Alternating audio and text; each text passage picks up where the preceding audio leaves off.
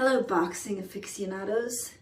This is Stacy Dash, and welcome to N.W.J, the world's most dangerous boxing page. At a time where truth is dangerous, Jay pulls no punches.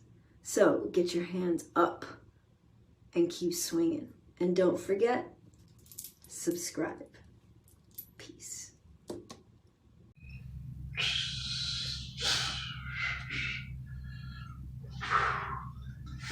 Fight week, Wilder versus Fury Trey. Who do you guys like and why? Did you check out the interview Deontay Wilder did with IFL TV? He had the dreads going, and they're the length that can present a problem because the slightest blow, even a miss, can cause his dreads to go flying. And the crowd's going to react to that. And when the crowd reacts, sometimes the judges are swayed. They think a punch landed a lot harder than it did just because of the dreads going flying. So if you got long hair, you got to tie them up. And his are at the length where they're kind of too short to be tied. They're just long enough to actually present a problem. So he's going to have to put in some rubber bands or get somebody that really knows how to braid his dreads to where they can't come out. Put super glue in them. Should he have waited till after this fight to grow the dreads? That could be a huge problem. It sounds kind of like a stretch, but it's not a stretch, Especially Tyson Fury coming in at such a heavy weight, he can just jab them and they go flying. So what do you guys think? Do you think he should cut his hair, tie him up, grow him later, just what? And he did the interview with his shirt off, and he looks a lot more muscular than I've seen him. And I'm always saying the fighter should lift weights. And I noticed that he was bench pressing 315 and things like that. So I don't know if he's going to come in again at 230, or I've even heard 240. He's never been as high as 240 to my recollection. And his thighs look a little bigger than I thought they were. But, from the knees down, he's pretty, got those flagpole legs and calves. And that doesn't mean he's not strong, but I'm just wondering if, when Fury leans on him, will he be able to hold up Fury's weight plus his own weight? And watching him on that IFL TV interview, dude is still making excuses, talking about when he took the mask off, his eyes were red. Stop wearing that stuff. And if he loses, which I believe he'll get knocked out in the 5th round, if he loses, I'm not trying to hear the long laundry list of reasons, This time his list might be longer than Fury's reach. We're not trying to hear it, man. I mean, are you that great to where somebody has to cheat to beat you? All the greats have lost pretty much, other than Floyd Mayweather and Rocky Marciano. All the greats have lost pretty much. So, did someone have to cheat to beat Mike Tyson? Did someone have to cheat to beat Muhammad Ali? Did someone have to cheat to beat Lennox Lewis, Evander Holyfield, James Toney? Did someone have to cheat to beat these guys? But yet, Wilder's so great that the whole world had to be in on it. The commission, the corner, the referee, fighters in the crowd, the dude standing on the corner at the taco shop in Southeast San Diego, everybody was in on it. You're that great that people would have to cheat. I wish George Lucas had that kind of imagination. We got to stop with this. It's like he heard the fanboys coming with all that, and they're still talking that, and he is too. But it's like he first heard them say it, and then he's like, yeah, that's what happened. Yeah, let's go with that. Yeah, I'm going to ride with that. That sounds pretty good. But, real boxing heads out there, we know what's going on. We know that it's close to near to impossible for that many people to be in on it. And why would they be in on it? People say because they wanted a Caucasian heavyweight champion. Well, we already had that with the Klitschko's. Klitschko's reign was 10 years, so is it that serious? And why would Kenny Bayless be in on it? Is he white? Why would Mark Breland be on it? Is he white? Who's the fighter he accusing the crowd? Darrell or whatever? Is he white? Come on, man.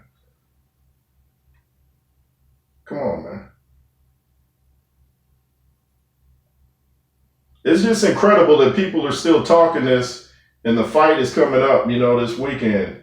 Even Wilder's still talking about it, all the stuff he was going through. And he made it sound like he should have not even fought, but did nobody make you put on that weirdo mask, and he shouldn't have worn it in the first place. I just don't want no more excuses. Then he was talking about, the interviewer asked him about what he thought of the AJ Usyk fight, and he said he wasn't surprised, and I knew he was going to say that because he seems to have something against AJ, and AJ's not too fond of him. But he said that he thinks Usyk has his number, and I thought, just answer. I mean, speak your mind, but I think Fury has his number. But like I said, no matter who wins, like Boxing Wave was saying, I still want to see all these guys fight. We're kind of getting tired of talking about it. We've been talking about Wilder, AJ, Fury, AJ for the longest. Let's get these fights going. I was saying before that boxing had blown up bigger than the UFC, but now it's taking a back step. A step in the right direction with the Usyk AJ fight, but we just want to see the top fights, and that's one thing good about the UFC is that they make the top fighters fight each other. That's why you don't see so many undefeated fighters in the UFC, because they make the best fight the best. They're trying to put on a good show.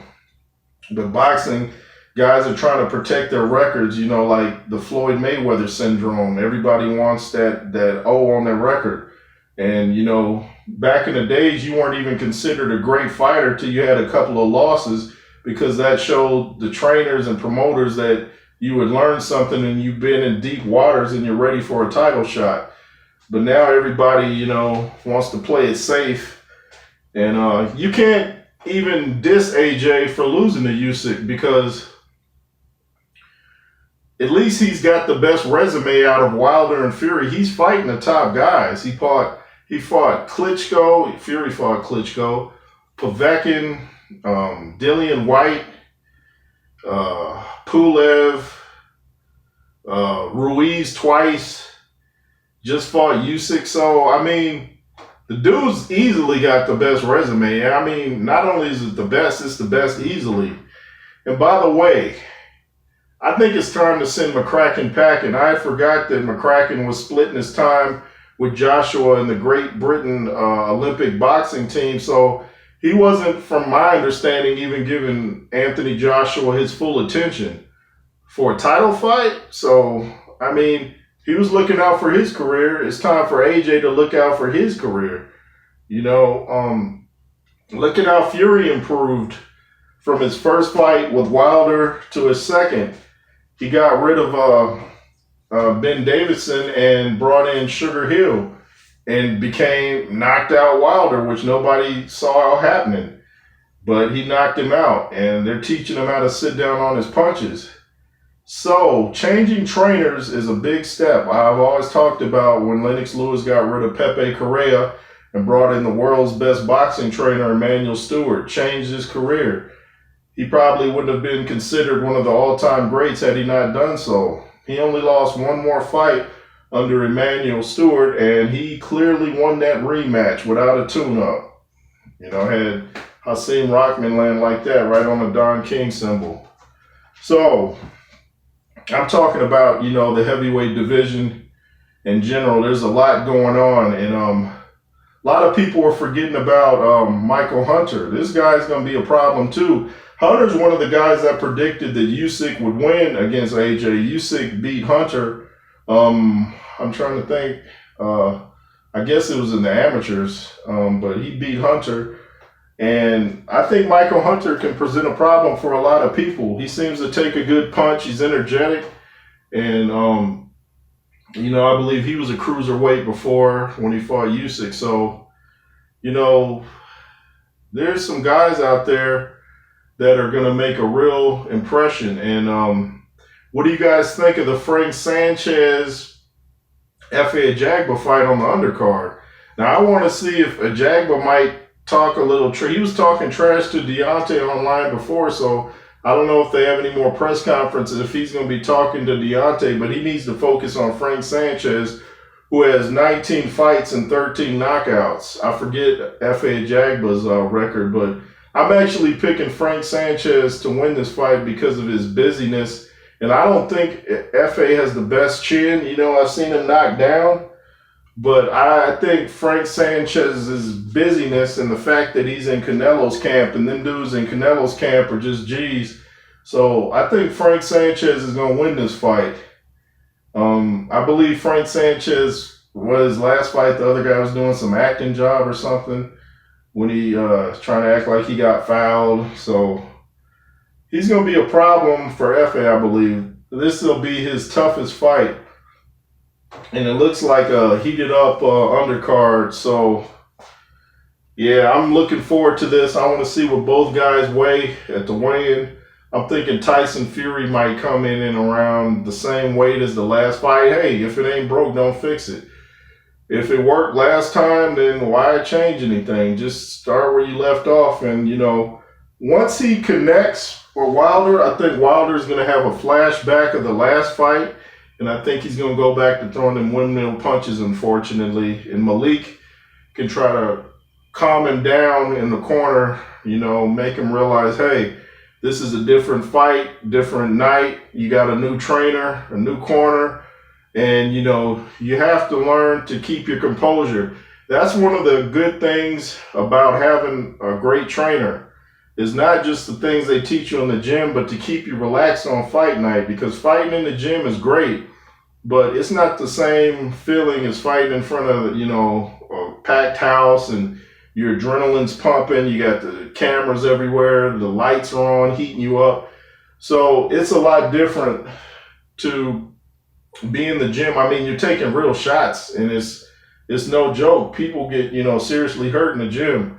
I've seen it myself, so I wasn't the one getting seriously hurt though.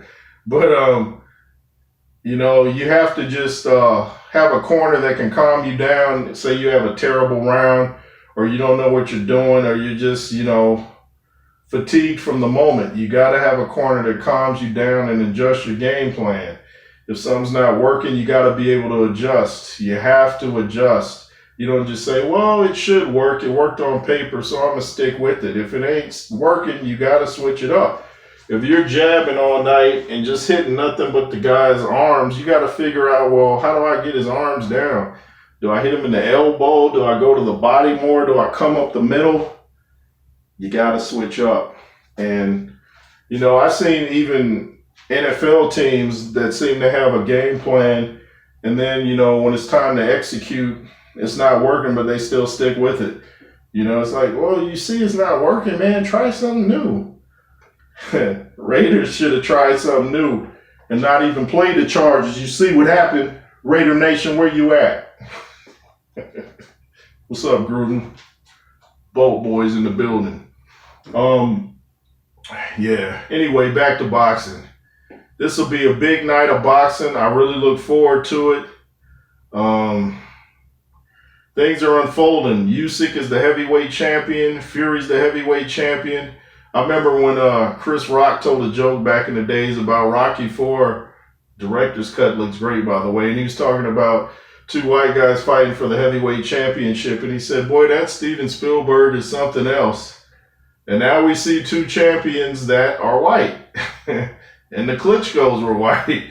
So, and Ivan Drago was kind of he was kind of like the Klitschko's before the Klitschko's, with more power, of course. But yeah, looking forward to this fight. Really looking forward to it. Let me know what you guys think. This has been N.W.J. Make sure to subscribe. Thanks for watching. And can you duck my right? Wow.